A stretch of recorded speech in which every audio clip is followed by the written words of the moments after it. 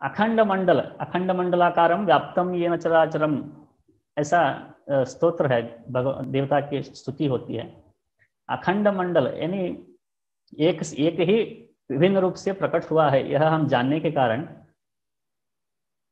व्यक्ति जो होता है या हम होते हैं, हम है, तो हमें परिवार चाहिए, यानी हमारा विस्तृत रूप जो है वो परिवार है।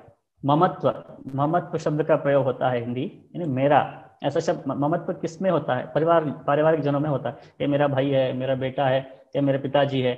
ऐसे आत्मीयता जो है, आत्मा यानी मैं, आत्मीयता यानी उसको भी इंक्लूड करना। अब जो हम नहीं है उसे हम इंक्लूड करते हैं, तो वह आत्मीयता है। कोई व्यक्ति है, उस व्यक्ति हम ये अलग नहीं है, मैं अलग नहीं हूं, ऐसा हम मानते हैं। उसको तुमने गाली दिया तो मुझे गाली दिया, ऐसा हम कहते हैं व्यवहार में। तो ये क्या है? उसे हम मेरा ही विस्तृत, मेरा ही एक्सटेंडेड रूप मानते हैं, मेरा ही विस्तृत रूप मानते हैं। इस प्रकार उसे आत्मीयता कहते हैं। तो यह आत्मीयता कहाँ पर होती है? व्यक्ति से परिवार में, परिवार तक विस्तृत होती है। परिवार के बाद ये हमारा समाज है। मैं ये जाति की बात नहीं कर रहा हूँ, ये क्षत्रिय समाज, वैश्य समाज, ऐसा ठाकुर समाज, ऐसी ऐसी समाज की बात नहीं कर रहा हूँ। समूची समाज जो है, उस समाज को, ये हमारा समाज है, हमारी सोसाइटी है, ऐसा हम वो परिवार का ही भाव, ममत्व भाव जो है, आत्मीयता ही विस्तृत जब होती है व्यक्ति की, तो वो समाज तक विस्तृत होता है। विस्तृत होने के बाद राष्ट्र तक वह विस्तृत होता है बाद में। यानी ये पूरा, ये राष्ट्र जो है ये हमारा है। हमारे राष्ट्र में किसी को भी कोई भी हानि होती है तो हमें दुख होता है। कोई सैनिक वहाँ बॉर्डर पे मरता है तो हमें दुख होता है। क्यों होता है? ये हमारा राष्ट्र है और ये हमारा राष्ट्र के सैनिक है, यानी हमारे है। ये आत्मीयता जो है ये विस्तृत होकर राष्ट्र तक पहुंचती है।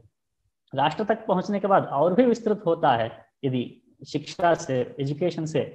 तो ये पूरी सृष्टि जो है, ये सृष्टि जो है, ये इसमें आत्मीयता हमारी बन जाती है। हमारा विकास उतना होना चाहिए, बौद्धिक स्तर पे, भावनात्मक स्तर पे विस्तार अगर होता है तो पूरे राष्ट्र को ही हम आत्मीयता से देख सकते हैं।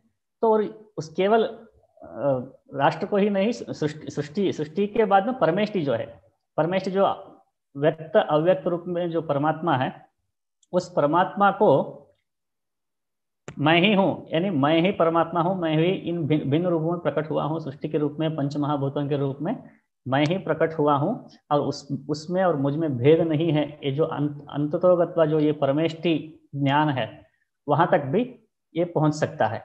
तो ये अखंड मंडल है। व्यष्टि और समष्टि जो है एक दूसरे से जुड़े हुए हैं। ये अखंड मंडल जीवन दृष्टि जो है, ये हमारी जीवन दृष्टि है। ये इस बात को भारतीय लोग जो है पहचानते हैं।